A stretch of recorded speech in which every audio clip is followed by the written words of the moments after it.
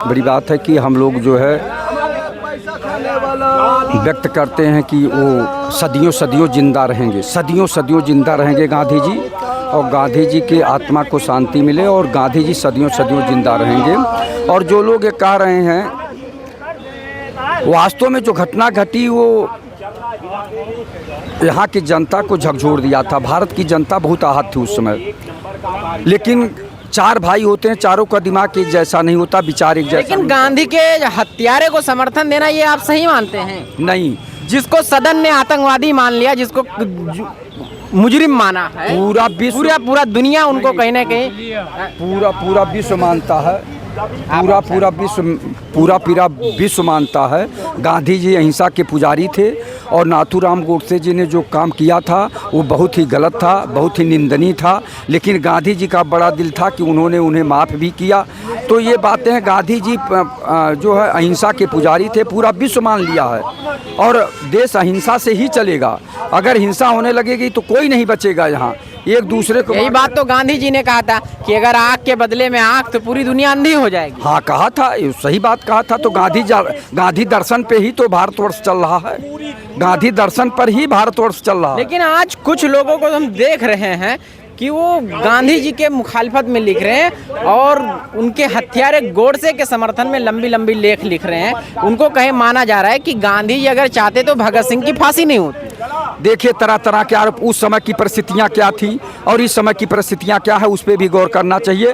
आज एक बात बताइए कि अब आडवाणी जी बैठे हुए हैं, मुरली मनोहर जोशी जी बैठे हैं, विनय कटियार जी भी बैठे हैं, आप दरकिनार हैं, आदरणीय मोदी जी देश के प्रधानमंत्री हैं। इनसे पहले तमाम लोग जो है राष्ट्रीय अध्यक्ष रहे, राजनाथ सिंह जी रहे, अन्य लोग रहे, तो वो किनारे किए गए हैं। तो अब वो कुछ सोचें तो अलग की बात है। जो हम आप अपनी आंखों से देख रहे हैं और सुन रहे हैं, जो हम लोगों के सामने हो रहा है, तो परिस्थितियों का खेल है। उस समय क्या परिस्थिति रही होगी और इस समय क्या परिस्थिति रही होगी। गांधी जी तो देश को संवारना चाहते थे, सजाना चाहते थे कि ये ऐसा बाग बने, बगीचा बने कि तरह तरह के फूल इसमें खिलें। लेकिन कुछ जो विसंगति वाले होते हैं, जो बात को नहीं मानते हैं, तरह तरह का आरोप लगा के कुछ अनर्गल प्रलाप करते हैं, कुछ लोग जो है गलत काम कर बैठते हैं, यहाँ तक कि हत्या कर बैठते हैं।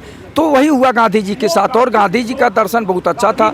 गांधी जी महामानव थे, महामानव थे, आधुनिक भारत के महामानव थे।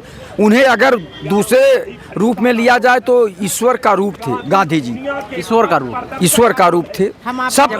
सब गांधी जी नहीं हो सकते, सब गांधी जी नहीं हो सकते। आप ये बताइए, यहाँ की गरीबी बेबसी लाचारी देखकर गांधी जी एक धोती पहन के और वही ओढ़ते थे। कौन कर रहा है? आप चाय बेचने वाले थे, आप आज हवाई जहाज और हेलीकॉप्टर से चल रहे हैं, आप सूट बूट पहन रहे हैं। चाय बेचने का लड़का कहीं सूट बूट पहन के कभी चाय बेचा? ईमानदारी से बता दीजिए, आप इसी भारतवर्ष में रहते हैं। तो क्या पीएम अब बैलगाड़ी से चलेंगे? बैलगाड़ी की बात वक्त की संसाधन है, हवाई जहाज जो है वो वक्त की संसाधन है, तो अब पीएम बैलगाड़ी से तो चलेंगे नहीं। आत्मा की बात होती है, आत्मा की आवाज सुननी चाहिए कि हम चाय बेचने वाले। कभी कभी आत्मा की हालात ऐसे होते हैं कि आत्मा भी जो कहती है वो नहीं किया जा सकता। हमारे देश में करोड़ों लोग बेबसी लाचारी भुखमरी के जीवन जी रहे हैं, बेघर हैं, उनके बारे में सोचते। गांधी जी दर्शन, वही तो बता रहा हूँ, दर्शन में अंतर है। गांधी जी के समस्या उस समय के हालात और रहे होंगे, लेकिन आज पीएम नरेंद्र मोदी के जी के वक्त के हालात कुछ और हैं।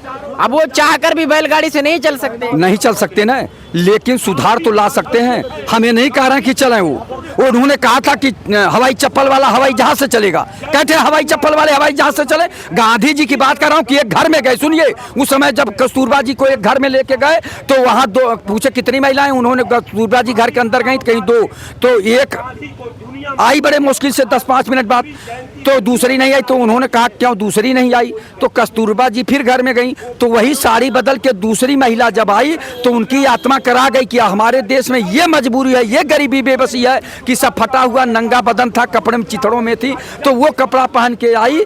तब उन्होंने धोती पहन के जो है, तब आधी धोती पहने वो आधी ओढ़े। तो उन्होंने पहले अपने पे उतारा, यानी कोई काम करना होता तो पहले अपना पे करिए ना, अपने पे आजमाइए कि हम कितना कर सकते हैं। तो वो बात थी। आज जो मोदी जी अगर ये सोच लें कि हमारा देश गरीबी बेबसी लाचारी में है, तो इनकी आत्मा को देखें गरीबों के, तब ये बात नहीं आएगी कि अडानी लेके भाग रहे हैं, अरबों लेके जा रहे हैं ना सब। कौन सा है, मेहुल चौकसी है, नीरव मोदी, विजय माल्या ये अरबों अरबों लेके जा रहे हैं और देश की जनता का जो है 25,000 50,000 जो है जो यूनिट के मालिक का कुछ करोड़ों रुपया माफ नहीं हो रहा है, उनका कर्जा माफ नहीं हो रहा है। उनके यहाँ वसूली करने आते हैं डर डर के मारा, ऊखी अरहरी भागते हैं। हमारे यहाँ ऊ करार होती है, गन्ना होता है, उसमें भागते हैं डर के मारा कि कोई घर से महिलाओं का देते बता देना कहीं चले गए हैं। इतना डर, इतना दहशत। एक आदमी हजारों हजारों लाखों लाखों करोड़ लेके कर्जा भाग रहा, उसको कोई नहीं पूछ रहा। एक आदमी को दौड़ाया जा रहा है। ये क्या है न्याय यार?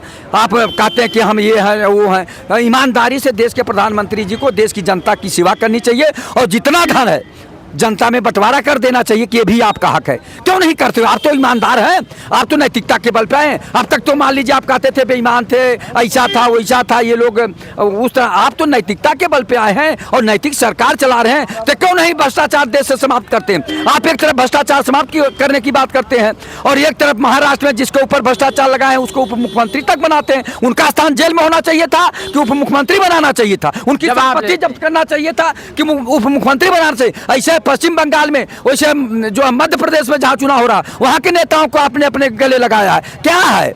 आत्मा करा जाती है। मोदी जी को हम लोगों ने सबसे अच्छा सोचा था और जो हम कर रहे हैं इनको भी हम लोग उन्हीं का रूप समझ रहे थे, लेकिन आपको हम लोगों ने देख लिया। मतलब आप लोग भी ख्वाब ही देख रहे थे। हम लोग तो मुंगेरी लाल के हसीन सपने जैसे हो गए कि हम लोग सोचे थे इनको बहुमत नहीं प्रचंड बहुमत की सरकार दिए थे कि बहुत बड़ा। अच्छा, आपने भी मतलब वोट दिया था मोदी जी? या कौन नहीं दिया ये पूछिए। इतना प्रचंड बहुमत पाए, कौन नहीं दिया? अरे तो 2014 में 17 करोड़ पाते पूरी भारत की जनता थोड़ी वोट देगी जो आप देख रहे हैं। लेकिन कहाँ समाप्त हुई और गरीबी बढ़ रही है। आपको बता दें 2016 में 27% गरीबी थी, 26% जो है बेरोजगार। लेकिन आप बताइए, एक जवाब आपसे और ले लेते हैं। अभी आपने कहा 14 में वोट दिया था, तो चलिए अब 2024 में क्या इरादा है आपका? भैया आप अपने सोच से देंगे, समझ से देंगे। हमने देख लिया ना, जब समझा नहीं था, जब हमें ख्वाब दिखाया गया कि देश से भ्रष्टाचार समाप्त हो जाएगा। मैं देश से भ्रष्टाचार को ही देश का अभिशाप मानता हूं। तो भ्रष्टाचारियों को अगर आप बढ़ावा दे रहे हैं तो हम आपको वोट नहीं देंगे, क्योंकि हम तो भ्रष्टाचार। मतलब आप भी चुनावी मार्बल पे फिसल गए थे भैया।